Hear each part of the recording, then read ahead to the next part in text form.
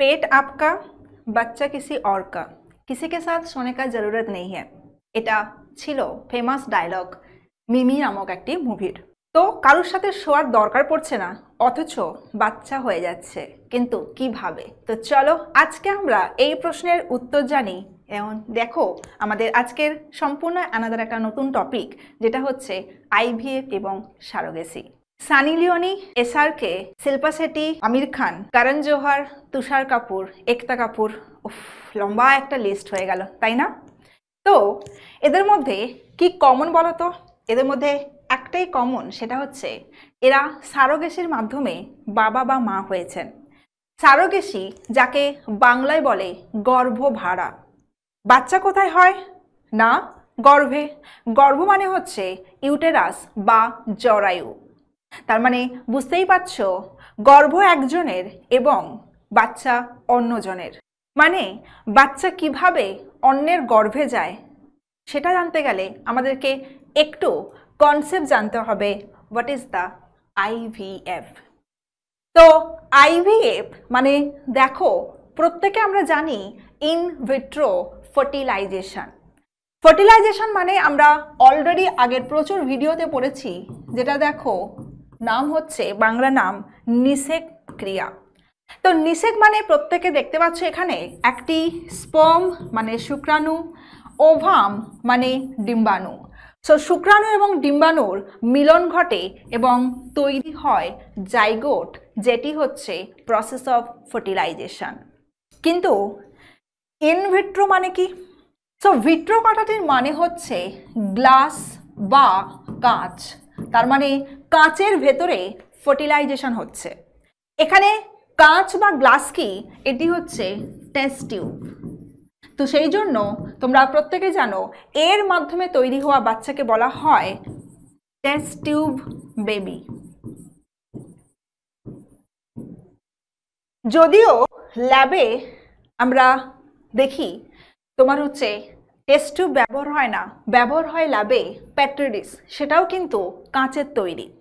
তো যে প্রসেসটি আমাদের শরীরের মধ্যে হয় সেম প্রসেস হচ্ছে আউটসাইড বডি ল্যাবরেটরির মধ্যে, তাই জন্য এটির নাম হচ্ছে টেস্ট টিউব বেবি। তো দেখো এই হচ্ছে মহিলাদের ওভাম বা এগ বা ডিম্বাণু, যেটা মহিলাদের শরীরে থেকে বার করা হয়েছে। একটি লম্বা সূচের মাধ্যমে কি ক্রিয়া হচ্ছে? এর মধ্যে স্পার্ম মানে শুক্রাণুকে যোগ করা হচ্ছে। এটি একটি স্পেশাল টাইপ অফ মাইক্রোস্কোপের তলায় এই শুক্রাণু এবং ডিম্বাণু মানে এগ এবং ওভামকে ডক্টররা ভালোভাবে অবজার্ভ করতে পারে এবং খুব যত্নের সাহায্যে প্রচণ্ড প্রিকশন নিয়ে কিন্তু এই প্রসেসটা করা হয়।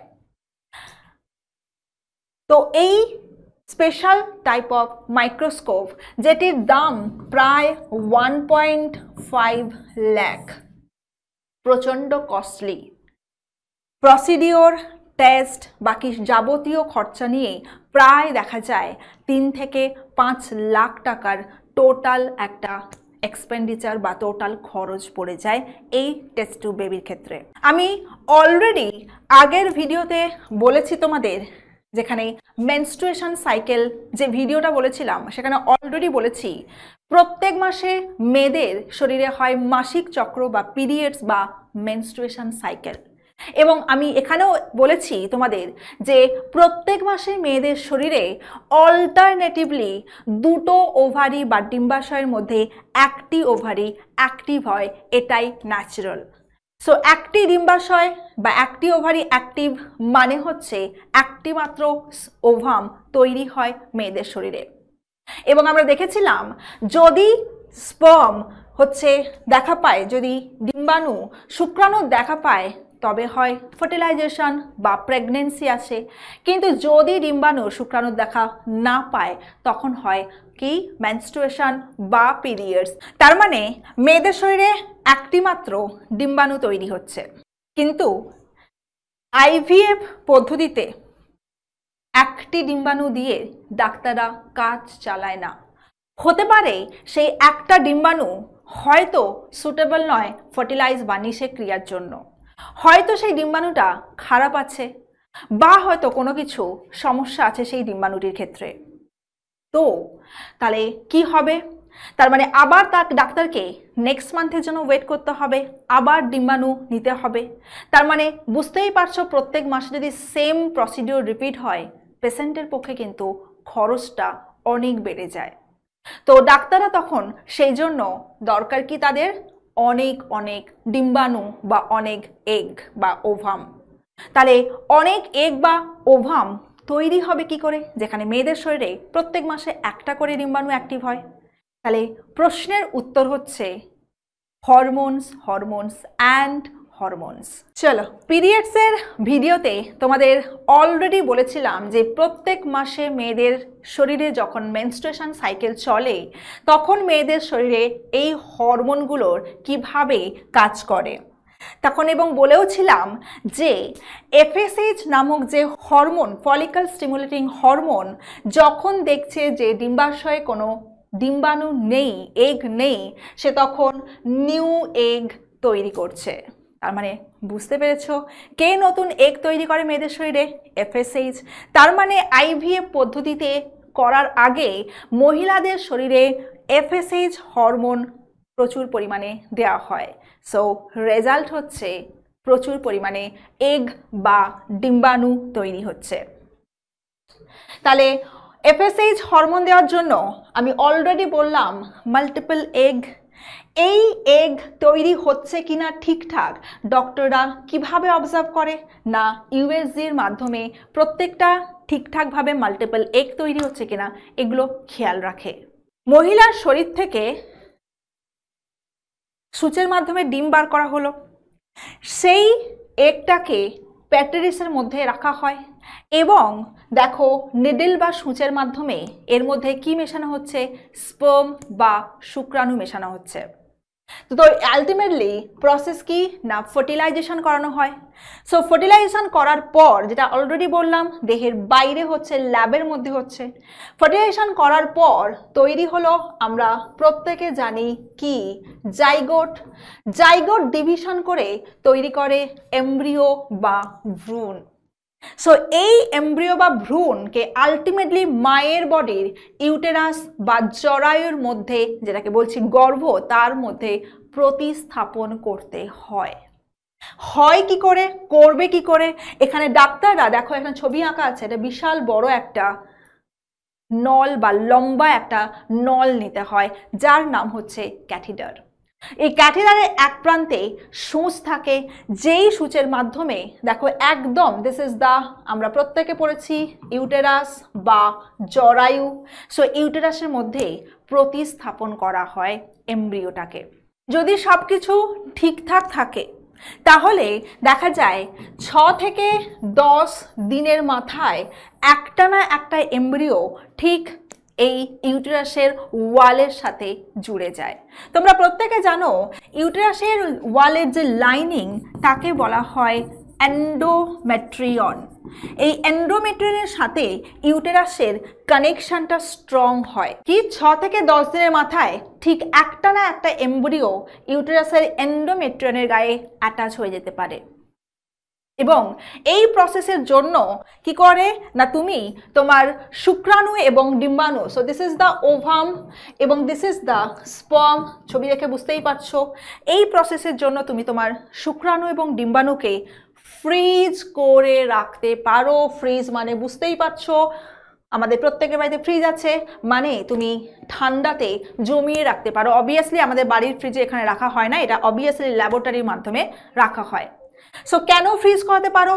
কারণ তুমি ধরো আলটিমেটলি দেখো এখানে কি হচ্ছে, কি না 20 থেকে 25 ইয়ার্স যখন তোমার এজ, সেই সময় তোমার ওভাম এবং স্পার্ম, সেই সময় একটি মেয়ের শরীরে একদম থাকে হচ্ছে বেস্ট কোয়ালিটি। যত আমাদের বয়স হয় কোয়ালিটি নষ্ট হতে থাকে। সো 20 থেকে 25 বছর বয়সী ছেলেমেয়েরা চাইলে তোমরা স্পার্ম এবং ওভামকে ফ্রিজ করে রাখতে পারো ল্যাবরেটরিতে। ঠিক আছে, তাহলে তুমি ফ্রিজ করে রেখে দিলে 40 বছর বয়সে বা 35 বছর বয়সে তোমার মনে হলো এবার আমি একটা বাচ্চা নেব, সো বিনা টেনশনে তুমি এই তোমার স্পার্ম এবং ওভামকে ইউজ করতে পারো। ডান। তাহলে ইউজ করার দুটো প্রসেস আছে, হাতে তোমার দুটো অপশান। এক, তুমি তোমার নিজের বডিতে ক্যারি করতে পারো, অ্যান্ড সেকেন্ড হচ্ছে মনে করো তুমি অন্য কারোর বডিতে ব্যবহার করতে পারো। সো এই যে দেখে নাও, তার প্রপার এক্সাম্পল দেখো, ওন বডি, নিজের বডিতে ব্যবহার করেছিল ফারাহ খান। প্রত্যেকে জানো তার ট্রিপলেট বেবি, 3টে বাচ্চা হয়েছিল। সো ফারাহ খান কি করলো, আইভিএফ এর মাধ্যমে, মানে ফ্রিজিং করে রেখেছিল স্পাম এবং ওভাম, এবং আইভিএফ এর মাধ্যমে সে কি করলো, নিজের বডিতে ক্যারি করলো। এবং ওন আদার বডিতে দেখো এখানে কি বলছে, শিল্পা শেট্টি, ফেমাস পরিচিত মুখ, শিল্পা শেট্টি কিন্তু অন্যের বডি ব্যবহার করলো, and this is called surrogacy, বা যাকে বাংলায় বলছি গর্ভভাড়া। মুভি যেটা দেখেছিলাম আমরা প্রথমেই শুরুতে বললাম মিমি, তো মিমিতে তোমরা কৃতি সাননকে দেখেছিলে সারোগেট মাদার হিসাবে, এবং সেখানে একটা বিখ্যাত ডায়লগ দেখেছিলে যে পেট আপকা বাচ্চা কিসি और का।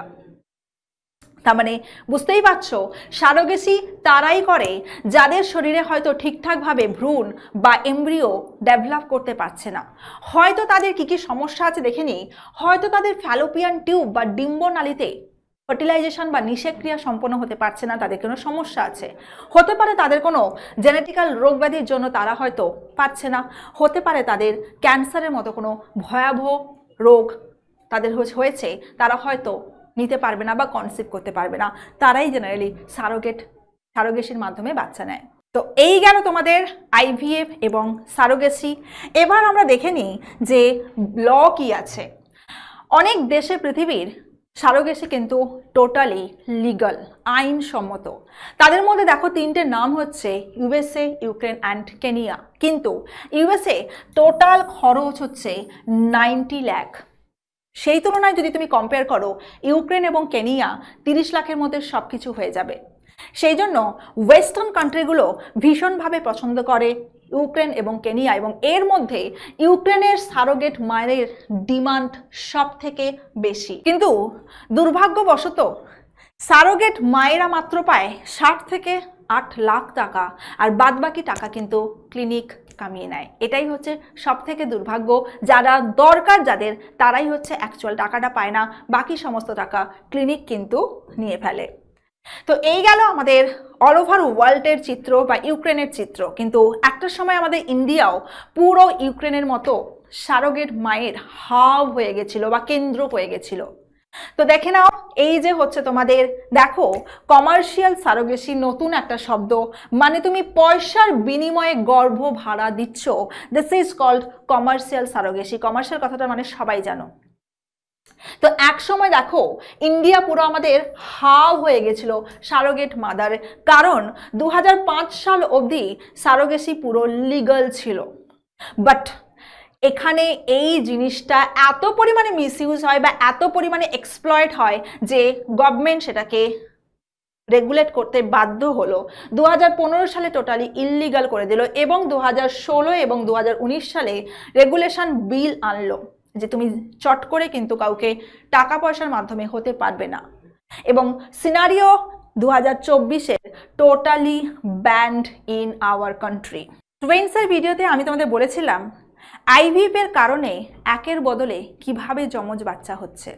আশা করি তোমরা প্রত্যেকে এই ভিডিওটার মাধ্যমে বুঝতে পারলে যে কিভাবে টুইন্স হচ্ছে বা ট্রিপলেট হচ্ছে বা কোয়াড্রেট হচ্ছে। হোপফুলি বুঝতে পারলে যে কিভাবে দেখতে পাচ্ছ অনেকগুলো এগ ফার্টিলাইজ করার পর অনেকগুলো এমব্রিওকে ইনসার্ট করা হচ্ছে মায়ের বডির ইউটেরাসে, এবং তার মধ্যে একটা না একটা ঠিক ডেভেলপ করবে।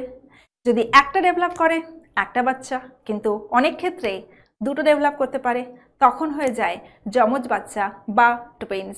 মানে আমরা অলরেডি পড়েছিলাম দের আর টু কনসেপ্ট, আইডেন্টিক্যাল টুইন্স, নন আইডেন্টিক্যাল টুইন্স। কিন্তু সবার শেষে আমি এটুকুই বলবো, দিস ইজ প্রচণ্ড হচ্ছে পেনফুল প্রসেস, প্যাথেটিক প্রসেস। আমি চাইবো ভগবানের কাছে যে সবাই যেন নর্মাল ওয়েতে নিজেদের শরীরে বাচ্চা ক্যারি করে, কারণ এই প্রসেসগুলো যতটা আমি ইজিলি বোঝালাম, বাস্তব মানে চিত্র ততটাও ইজি নয়। যাদের হয় তারা জানে যে কতটা যন্ত্রণার মাধ্যমে সেই মহিলাটিকে বা সেই মেয়েটিকে যেতে হয়। বারবার এই সূচের মাধ্যমে ওভাম নেওয়া, ফার্টিলাইজ করার পর তাকে আবার এই সূচের মাধ্যমে জরায়ুর মধ্যে এমব্রিওটাকে ঢোকানো কতটা পেনফুল প্রসেস তারাই জানে। সো আমি চাইবো সবাই যেন ঠিকঠাকভাবে তোমরা নিজেদের বডিতেই ক্যারি করো, ভগবান করুক সবাইকে ভালো থাকুক, সুস্থ রাখুক। তো আজকের মতো এইটুকু। কেমন লাগলো অবশ্যই ভিডিওটা জানিও। তোমাদের যদি কোনো এক্সট্রা ইনফরমেশান থাকে সেটাও জানিও। দেখা হবে অন্য কোনো ভিডিওতে। আজকের মতো টাটা।